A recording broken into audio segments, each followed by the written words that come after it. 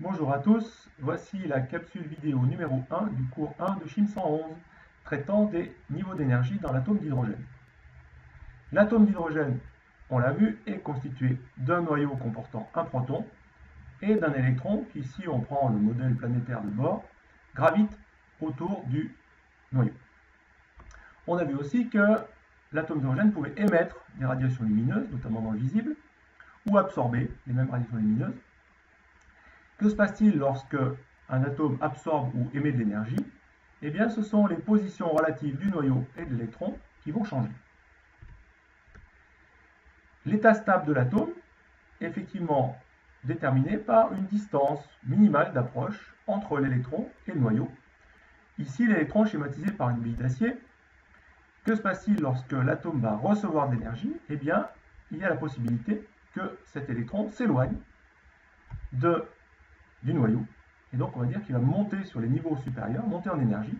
Pour cela, il utilise l'énergie qu'on lui fournit, ici sous forme de travail. Voilà le petit personnage qui va travailler, fournir de l'énergie pour monter vers le niveau 2, voire vers le niveau 3.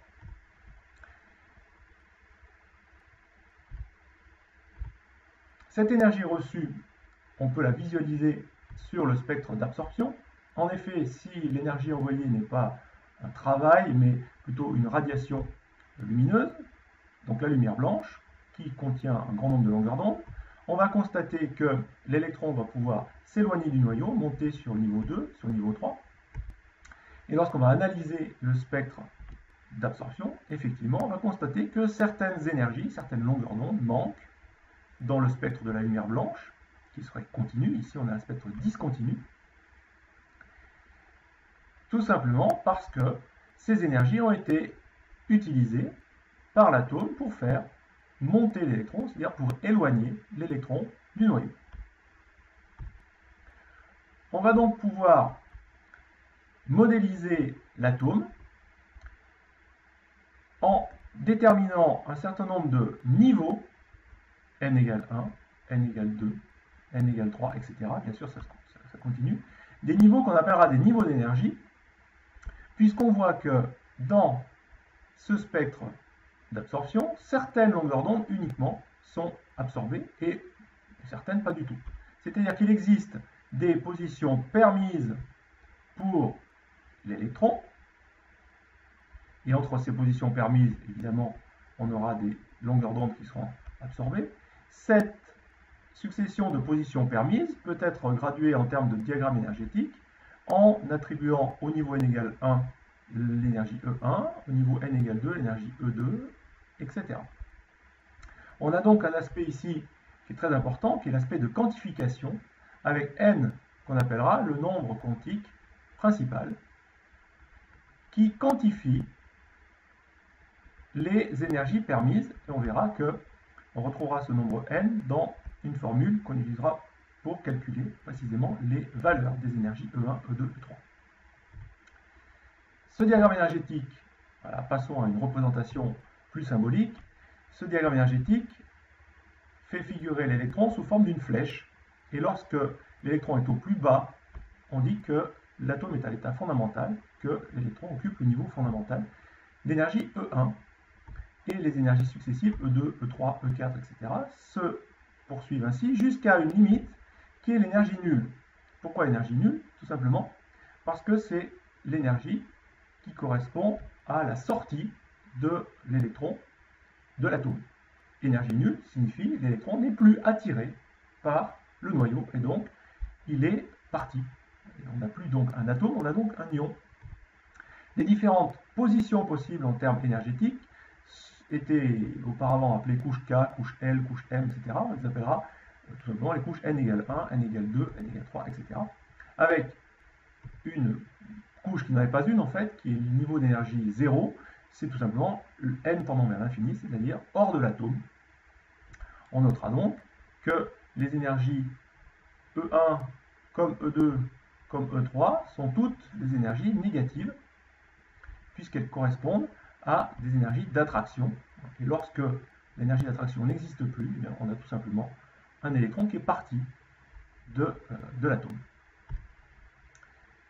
Regardons ce qui se passe pour le spectre d'émission. On va interpréter grâce au diagramme énergétique de la même façon. Quand l'atome d'hydrogène va perdre de l'énergie, eh bien l'électron va se rapprocher du noyau et va donc descendre, ici en perdant la quantité E3 moins E2, puisqu'on voit bien qu'on part de n égale 3 et qu'on va vers n égale 2. Lorsqu'on perd E3 moins E2, ou E2 moins E1, eh bien on a sur le spectre d'émission les couleurs correspondantes, et seulement celle-ci, puisque l'écart énergétique, ici, est bien particulier. Et donc dans le spectre d'émission, on a toute une partie qu'on appelle des énergies interdites, alors que on a des énergies permises qui sont les énergies E1, E2, E3, etc. Le calcul est possible.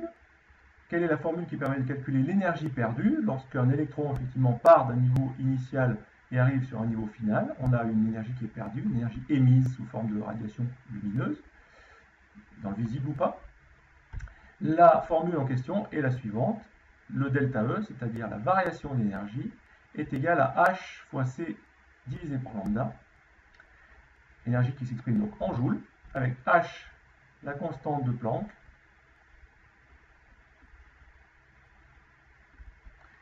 C, bien sûr, la célérité de la lumière, la vitesse de la lumière, donc, et lambda, la lettre lambda, étant la longueur d'onde, attention, exprimée en mètres, c'est-à-dire, pour que les unités du système international soient respectées, il faudra éventuellement convertir les longueurs d'onde qui sont traditionnellement données ici en nanomètres en mètres. Une application: que vaut l'énergie émise par l'atome lorsqu'il émet une radiation violette de couleur donc correspondant à une longueur d'onde de 434 nanomètres? Utilisant la formule précédente, H multiplié par C divisé par lambda, la longueur d'onde, avec donc le calcul suivant qui nous donne une valeur de 4,57 10 puissance moins 19 joules, valeur extrêmement faible, puisqu'à l'échelle de l'atome, c'est une énergie relativement faible qui est émise. On verra plus tard que c'est une unité qui n'est pas très appropriée, on en reparlera. N'oubliez pas de vous inscrire sur l'espace Moodle, de voir les vidéos, de répondre aux tests et de rédiger les premières questions du TD. Merci, à bientôt.